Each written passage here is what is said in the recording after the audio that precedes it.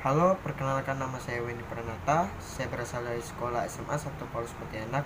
Di kesempatan kali ini saya akan mempresentasikan materi ekonomi tentang prinsip ekonomi, motif ekonomi, dan permasalahan ekonomi modern. Yang pertama, prinsip ekonomi. Apa sih yang dimaksud dengan prinsip ekonomi? Prinsip ekonomi adalah dasar berpikir untuk mencapai tujuan tertentu dengan pengorbanan sekecil mungkin. Yang berarti pengorbanan sekecil-kecilnya untuk memperoleh hasil tertentu, atau dengan pengorbanan tertentu untuk memperoleh hasil semaksimal mungkin. Prinsip ekonomi berlaku dalam 3 kegiatan ekonomi, yaitu produksi, distribusi, dan konsumsi. Produksi adalah cara membuat barang dan bagaimana jasa itu dilakukan. Distribusi adalah cara memutuskan siapa yang mendapatkan barang dan jasa itu.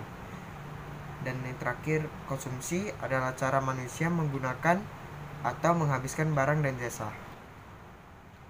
Ciri-ciri orang yang menerapkan prinsip ekonomi. Yang pertama, bersikap hemat. Seseorang dalam melakukan tindakan ekonomi selalu menghindari pemborosan dengan membeli barang-barang yang memang benar-benar dibutuhkan. Yang kedua, menyusun skala prioritas dalam memenuhi kebutuhannya. Seseorang membuat urutan pemenuhan kebutuhan berdasarkan tingkat kepentingan. Skala prioritas dimulai dari pemenuhan kebutuhan yang paling mendesak sampai kebutuhan yang pemenuhannya bisa ditangguhkan. Yang ketiga, bertindak rasional dalam melakukan kegiatan atau tindakan ekonomi selalu menggunakan akal sehat, bukan berdasarkan emosi atau hawa nafsu. Yang keempat, memperhitungkan untung rugi dalam melakukan kegiatan ekonomi, selalu memperhitungkan keuntungan dan kerugian yang akan didapat. Manfaat penerapan prinsip ekonomi. Yang pertama, mengoptimalkan sumber daya yang ada untuk memperoleh keuntungan maksimal. Yang kedua, bekerja hemat, cepat dan tepat untuk memperkecil resiko kerugian atau kerusakan.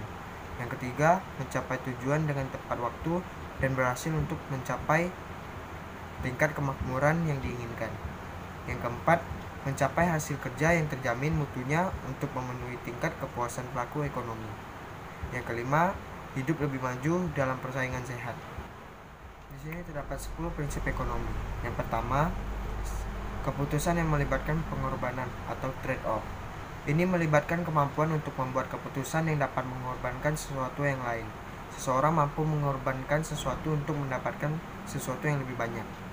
Contoh lain dalam keseharian kita yaitu ketika ingin berangkat kerja dalam waktu 1 bulan menggunakan motor atau menggunakan angkutan umum. Jika menggunakan motor, ia harus membeli motor dan mengisi bensin. Keuntungannya selain lebih cepat waktu yang dibutuhkan untuk sampai ke tempat kerja, biaya perhariannya juga lebih murah. Berbeda dengan menggunakan angkutan umum, ia harus membayar ongkos yang lebih murah setiap hari, namun efisiensi waktu sampai ke tempat kerja lebih lama ketimbang menggunakan kendaraan motor. Pemanfaatan waktu ini juga menjadi pertimbangan bagi pekerja. Hal ini perlu keputusan di awal agar mendapatkan keuntungan yang lebih efisien. Yang kedua, biaya yang harus dikorbankan untuk mendapatkan sesuatu atau opportunity cost. Telah ditemukan bahwa kebanyakan individu umumnya menghadapi kesulitan untuk membedakan antara biaya dan manfaat. Dalam pengertian ekonomi, seseorang harus mengorbankan sesuatu untuk melakukan tindakan secara sistematis. Misalnya, jika seseorang ingin meneruskan pendidikan, ia harus keluar dari pekerjaannya sekarang. Biaya ini diberikan untuk mendapatkan sesuatu yang dikenal sebagai biaya peluang.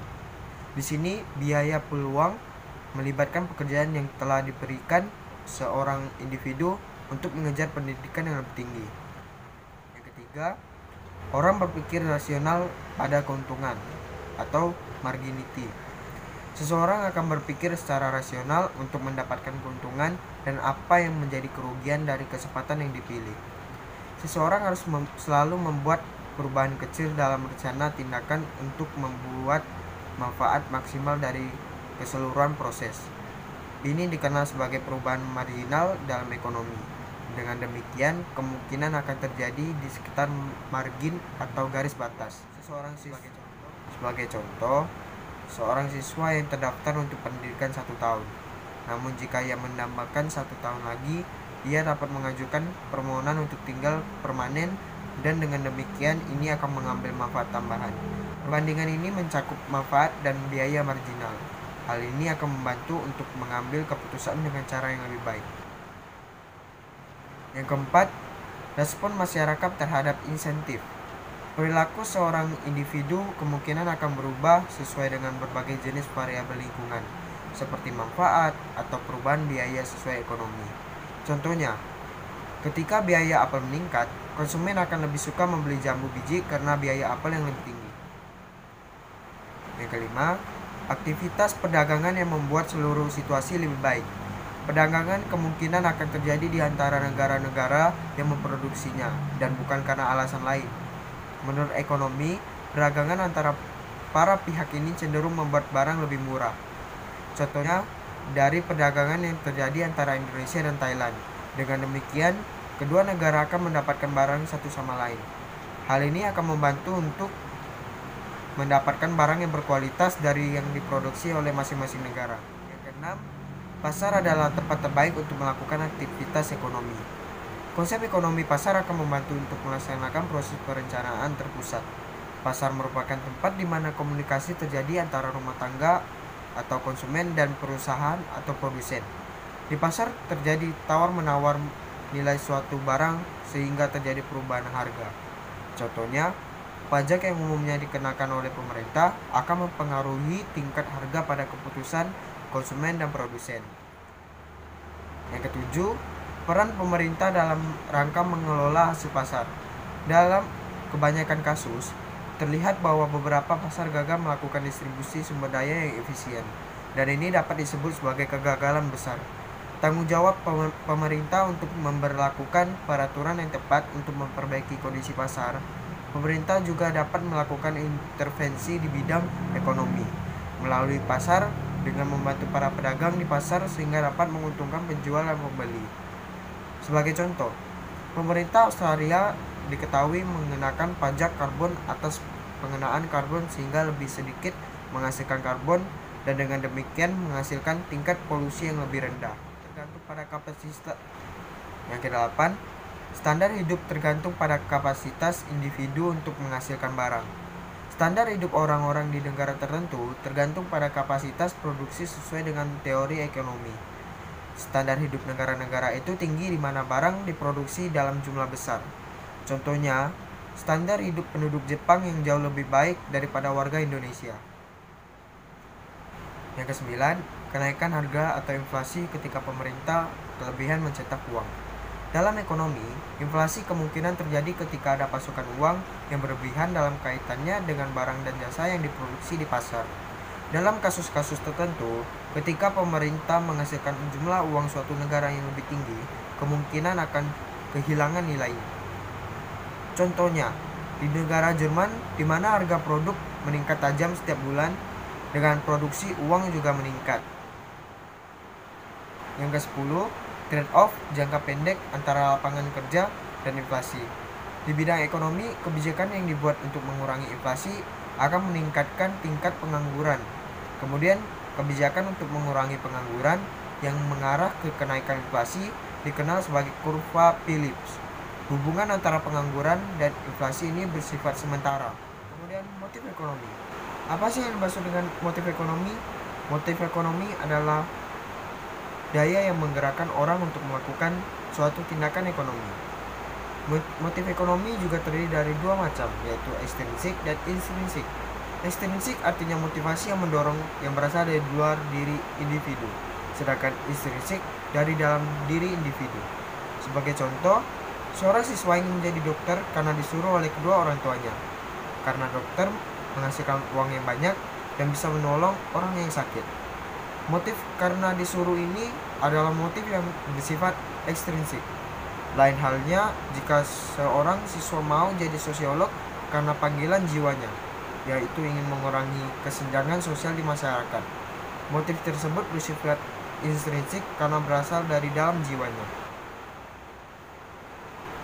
Macam-macam motif ekonomi dan tujuannya. Yang pertama, motif untuk memenuhi kebutuhan sendiri. Motif ini jelas tujuannya, yaitu untuk memenuhi kebutuhan hidup. Di sini seseorang bertindak dalam rangka memenuhi kebutuhan sebagai seorang manusia. Apabila tidak bertindak, kebutuhan tidak terpenuhi sehingga beresiko gagal bertahan hidup. Sebagai contoh, kita makan nasi tiap hari karena kebutuhan. Apabila tidak makan, kita kelaparan dan sakit. Sesekali kita puasa tapi waktunya berbuka tetap makan. Makan karena kebutuhan hidup adalah salah satu motif ekonomi. Yang kedua, motif untuk memperoleh keuntungan. Motif ini jelas tujuannya, yaitu untuk mendulang profit.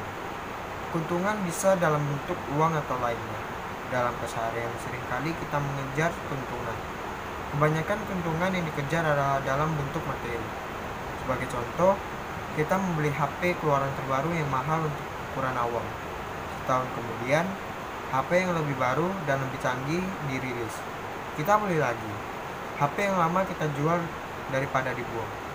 Menjual HP lama ketimbang dibuang atau dikasih orang adalah bentuk motif ekonomi untuk memperoleh keuntungan. Ketiga, motif untuk memperoleh penghargaan.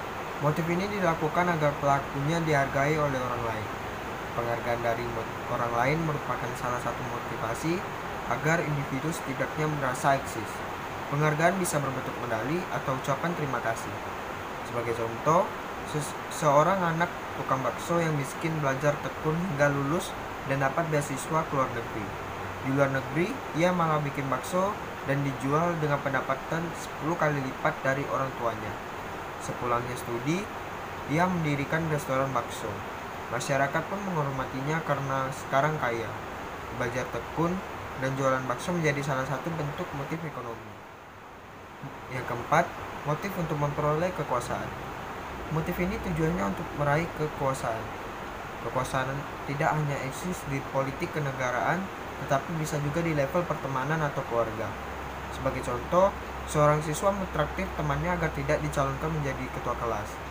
Mentraktir dijadikan alasan agar bisa menguasai pendapat temannya agar ia tidak mau dicalonkan jadi ketua kelas. Bisa pula sebaliknya, mentraktir biar dicalonkan. Intinya, mentraktir teman dilakukan untuk menguasai suara teman. Yang kelima, motif sosial. Motif sosial sebagai motif ekonomi sebenarnya problematik, karena tidak semua tindakan sosial adalah tindakan ekonomi. Tetapi, semua tindakan ekonomi adalah tindakan sosial. Cakupan istilah sosial lebih luas maknanya ketimbang ekonomi. Di sini kita paham motif sosial sebagai motif untuk menolong sesama manusia saja. Sebagai contoh, seorang mahasiswa merintis usaha, lalu memperkerjakan teman-temannya sebagai karyawan. Motifnya adalah membantu teman-temannya ketimbang nganggur. Membuka usaha dan mempekerjakan teman-temannya adalah salah satu bentuk motif ekonomi. Yang terakhir, masalah pokok ekonomi modern. Ada 3 masalah utama dalam ekonomi modern. Adapun masalah-masalah tersebut sebagai berikut. Yang pertama, barang dan jasa apa yang diproduksi atau what. Masalah pokok pertama yang penting dalam ekonomi adalah bagaimana produsen dapat menentukan barang dan jasa apa yang diproduksi. Selain itu, banyaknya jumlah produk juga harus diperhitungkan. Kenapa? Ini tentu karena kalau sampai salah perhitungan, produsen akan mengalami kerugian, bahkan bisa bangkrut karena barangnya menumpuk sia-sia. Misalnya, seseorang membuat suatu produk, maka dia harus menjelaskan barang dan jasa apa yang dia produksi, dan sebutkan bahan atau alat apa yang dia perlukan selama membuat produk tersebut. Yang kedua, bagaimana cara memproduksi barang tersebut atau how. Setelah barang dan jasa sudah ditentukan jenis dan jumlahnya, maka masalah selanjutnya adalah teknik produksinya. Dengan sumber daya yang ada, produsen harus bisa menentukan teknik produksi yang paling efisien untuk mereka. Berapa banyak jumlah karyawan, teknik apa yang digunakan. Selain itu, produsen juga harus bisa menentukan apakah akan memproduksi dengan tenaga manusia atau bantuan mesin. Yang ketiga, untuk siapa barang tersebut diproduksi, for whom. Masalah ini menyangkut soal siapa yang memerlukan barang atau jasa, dan siapa saja yang akan ikut menikmati hasilnya. Pada dasarnya, keuntungan dari barang dan jasa yang diproduksi bukan hanya untuk konsumen saja, melainkan ada pihak-pihak lain yang menerima keuntungannya. Seperti misalnya, karyawan akan menerima pendapatan, pemilik bahan baku akan mendapatkan upah, pemilik modal akan menerima bunga modal, dan tentunya produsen juga akan menerima keuntungan dari hasil penjualan produknya. Oleh karena itu, masalah ini sangat berkaitan dengan siapa saja yang mendapat untung. dari diproduksinya barang dan jasa, sehingga produsen harus bisa menyelesaikan masalah ini. Oke, sekian penjelasan dari saya. Mohon maaf jika kurang jelas dan banyak kesalahan yang saya buat. Semoga penjelasan dari saya dapat bermanfaat buat kalian untuk menambah ilmu pengetahuan kalian. Terima kasih atas waktunya. Sampai jumpa.